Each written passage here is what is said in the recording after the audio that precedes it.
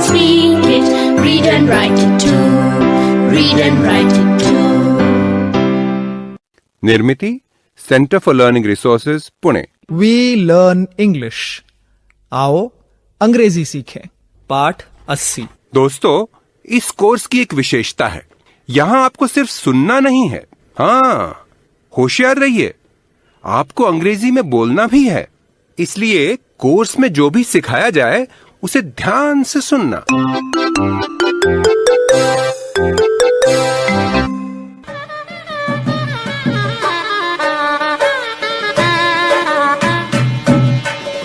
नमस्कार, मैं सुनीता दीक्षित। हम अब भी शादी घर में ही हैं। बारात से लेकर शादी तक माधवन के लिए एक बिल्कुल नया अनुभव रहा है। अब रंजना और संतोष उसे अंग्रेजी में बता रहे हैं कि क्या क्या हो रहा है।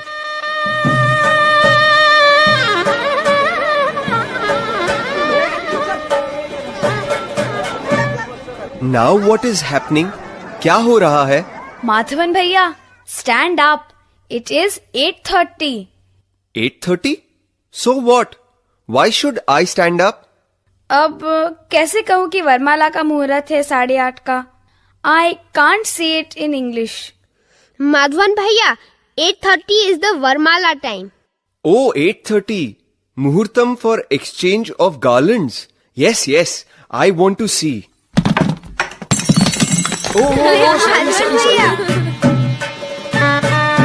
मुझे कुछ दिखाई नहीं दे रहा है. I can't see anything. I can see everything. मुझे अच्छी तरह दिख रहा है। इस कुर्सी पर खड़े होने से मुझे सब दिख रहा है। अच्छा, तो तू माधवन भैया को बता जरा क्या क्या दिख रहा है अंग्रेजी में? बाप रे, I can't say it in English. Of course you can. You can say it in English. Come, I will help you. पर मैं ये पूछना चाहता हूँ, दुल्हन और दुल्हे को अंग्रेजी में क्या कहते हैं? अरे, बारात के समय बताया था ना माधवन भैया ने। दुल्हन को ब्राइड और दूल्हे को ब्राइड ग्रूम कहते हैं। पर उन्हें तो हस्बैंड और वाइफ कहते हैं ना?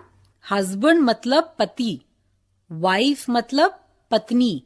शादी के बाद तो यही कहते हैं, लेकिन शादी के दिन हम उन्हें कहते हैं दूल्हा दुल्हन, है ना? हाँ, ठीक है। ब्राइड मतलब दुल्हन, ब्राइड ग्रूम मतलब दूल्हा। रंजना, अब तू कुछ बताना। The bride is standing up. She has a flower, फूलों की माला, garland. The bridegroom is standing up. He also has a garland. Good, Ranjana. Now she is putting the garland around his neck. नेक मतलब गला। Yes, वो उसके गले में माला पहना रही है।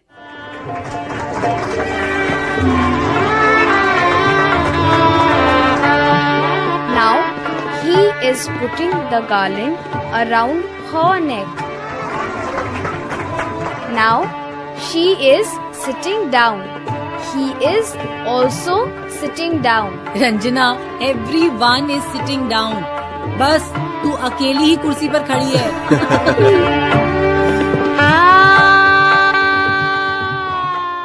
Okay, good. Now the wedding is over. Let's go home. No, dinner.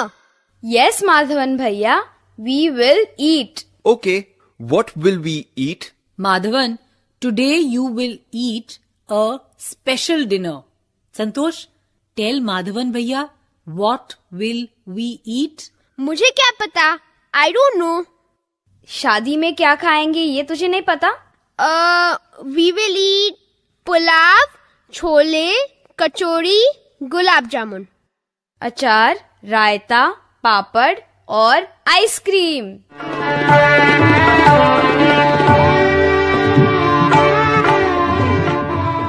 This food is good.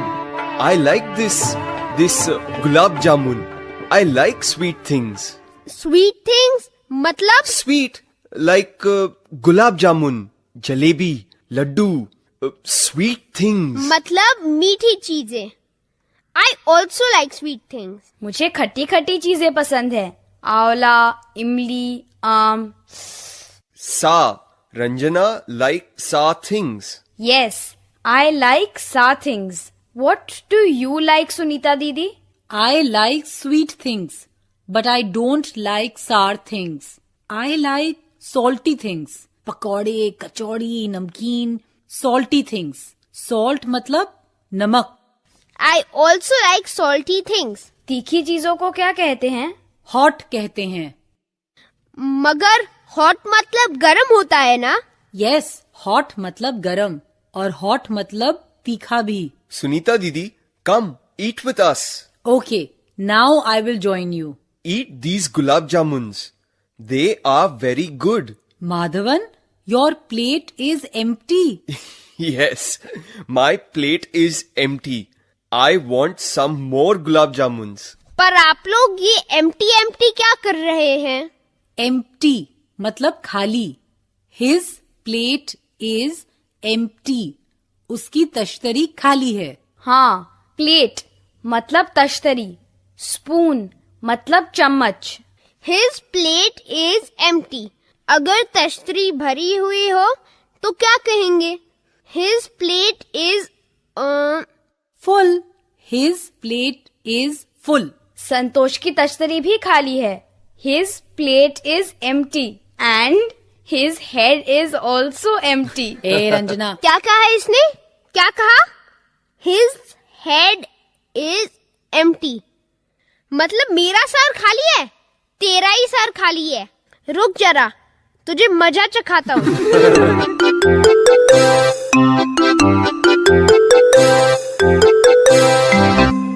आज के पाठ में सुने हुए कुछ नए शब्द और वाक्य अब आप दोबारा सुन पाएंगे.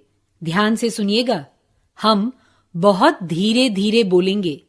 टीचर जी, आप इन वाक्यों को नोटबुक में लिख लेंगे ना, ताकि अगले भाग में बच्चों से अभ्यास कराने में आसानी रहे. I will go to Chennai. She will read a book. They will play kabaddi. Radha will eat a jalebi. John and Amit will play cricket.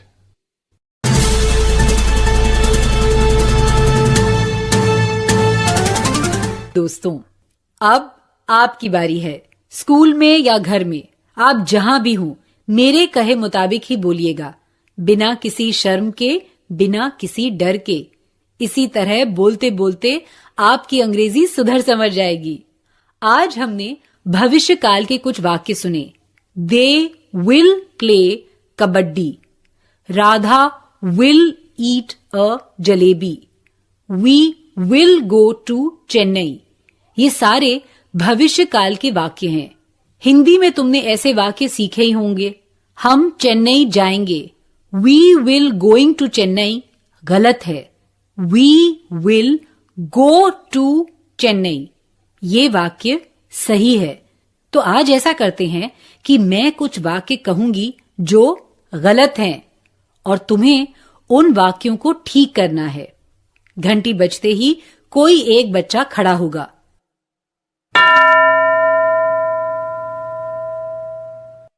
मैं अंग्रेजी में गलत वाक्य कहूंगी और तुम्हें बताना है कि सही वाक्य क्या होगा. I will making tea.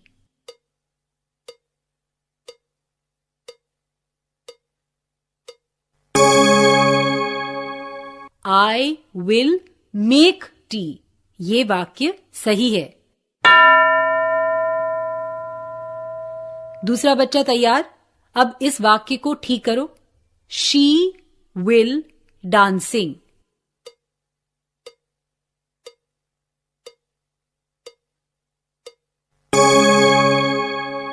She will dance. ऐसे ही कहा ना, शी विल डांस मतलब वो नाचेगी. गुड. अब दूसरा बच्चा, बताओ इसमें क्या गलत है? He will going to Delhi.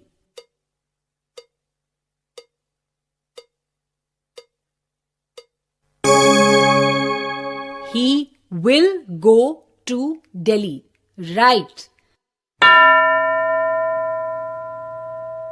अब दूसरा कोई है तैयार? ये वाक्य सुनो और सही वाक्य क्या है बताओ। She will eating a biscuit.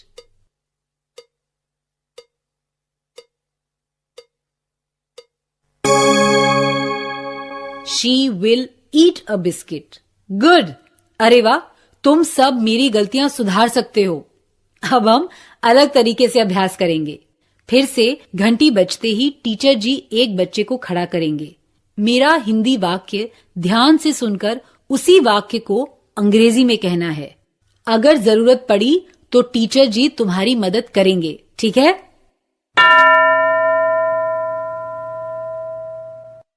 ये वाक्य ध्यान से सुनो और अंग्रेजी में कहो। मैं दिल्ली जाऊंगी या मैं दिल्ली जाऊंगा।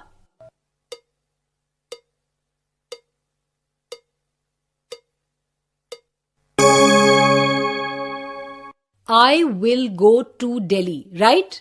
ध्यान रहे, I will going नहीं कहना है, I will go ये कहना है। अब कोई और बच्चा?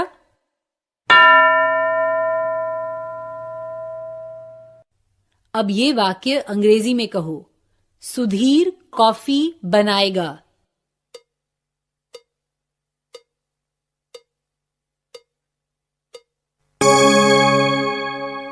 सुधीर विल मेक कॉफी, ठीक है ना?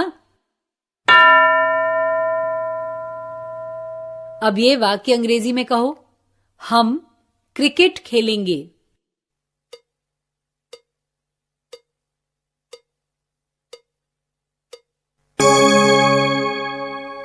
We will play cricket. Very good. अब ये वाक्य अंग्रेजी में कहो। हेमा बिस्कुट खाएगी।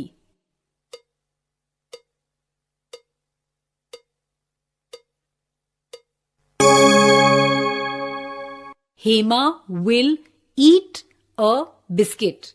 अब कौन बताएगा? ये वाक्य अंग्रेजी में कहो। मैं अंग्रेजी बोलूंगी।